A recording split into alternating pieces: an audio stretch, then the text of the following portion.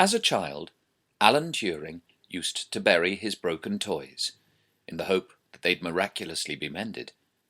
But on digging up a precious train, he was upset to find wheels were missing, and his little bear still eyeless.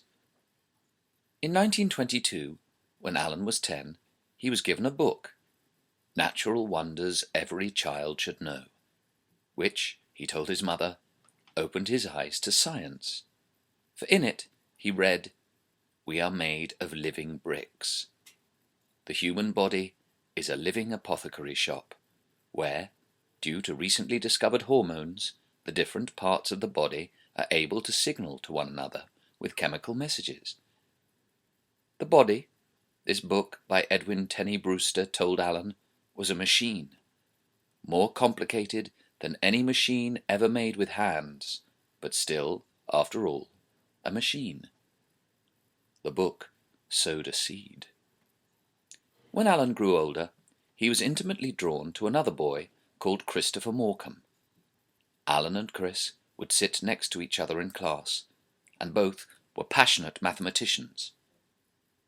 When Alan told the maths master he'd found the infinite series for the inverse tangent function, his teacher, a Mr. Randolph, pronounced Turing to be a genius, while Alan credited Chris as his muse. Two shy schoolboys at Sherborne in Dorset fell in love for the very first time, with a virginal passion like a bomb in the head, transforming the fibre of their being.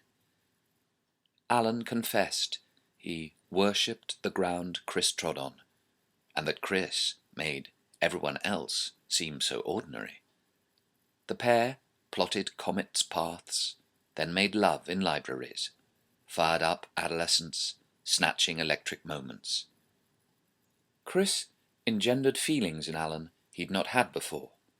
Their minds met, then their bodies, then suddenly, amid their fevered ecstasy, Chris died of tuberculosis at the age of 18.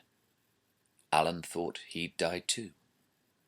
"I shall miss his face so," Alan wrote to Christopher's mother, "and the way he used to smile at me sideways." And he told his own mother, "I feel sure I shall meet Morcom, and there'll be some work for us to do together." Unable to let go of Chris, or to put his life back together, Alan found a way of dealing with his grief. He determined to translate everything he knew of Chris into complex scientific constructions.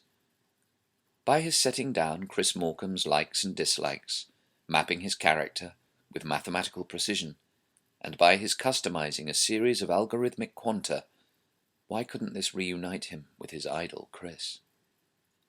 When he saw Bernard Shaw's play Back to Methuselah, in which the playwright prophesied that there'd be no difference between automata and living organisms, it reinforced Alan's desire to immortalize Chris.